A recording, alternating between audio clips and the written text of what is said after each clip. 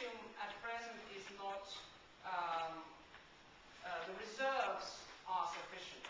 Another thing is, where are the reserves and how much do they cost to buy potassium fertilizers? But the most important out of these three are nitrogen and phosphorus fertilizers, because the production of nitrogen is at the present dependent on fossil fuels, and phosphorus fertilizers are strictly non-renewable phosphate rock sources.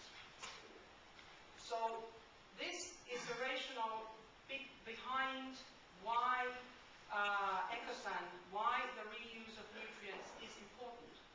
We need to think of all kind of renewable sources for nutrients in food production, and also other production, fodder and fiber. We also need clothes, we need cotton, we need linen, and also cattle is grown for food. Okay, so at present, this is a little bit simplified model. This is not the case everywhere, but roughly said, this is the system in industrialized agriculture. We have inorganic fertilizers. We have animal manure, which is very much accepted.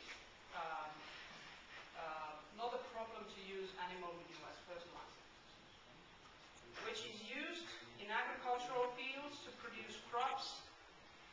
After harvesting, it's processed to make food for people, it's eaten. After that, it's treated. And unfortunately, the majority of the world's wastewater is discharged without any treatment. That's why the treatment here is in parentheses.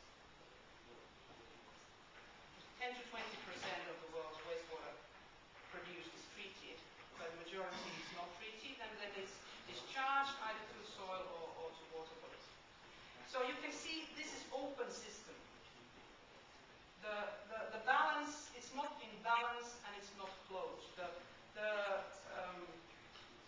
nutrients here in the excreta go to a different place than in the natural cycle it should go.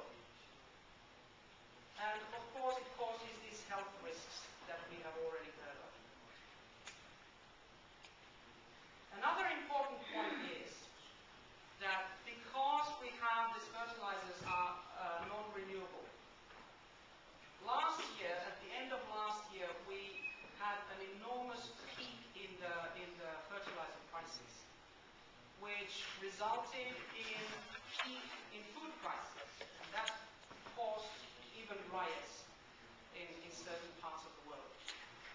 Here you can see some statistics of fertilizer prices between 1995 to 2008. I got this from the web pages of Yara, which is a fertilizer company, Norwegian fertilizer company that bought the Finnish Kemira fertilizer company, causing a lot of debate here in Finland because immediately after they bought it, the prices went sky high, as you can see. And I was doing these statistics last year, and then they informed in the beginning of this year, and they stopped publishing the fertilizer prices. So you can't get this data anywhere. The latest data anyway. Probably somewhere else, but not published by Yara. There was so much debate on the rise in the prices.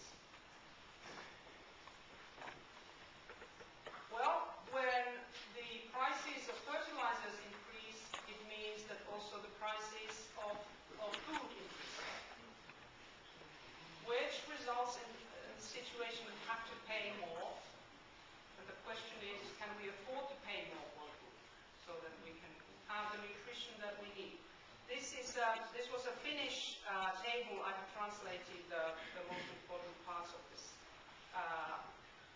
table in English, but it shows simply the increase in the meat, dairy products, and cereals, oils and fats and sugar prices during 2007-2008. And even at the end of 2008, the prices went even higher.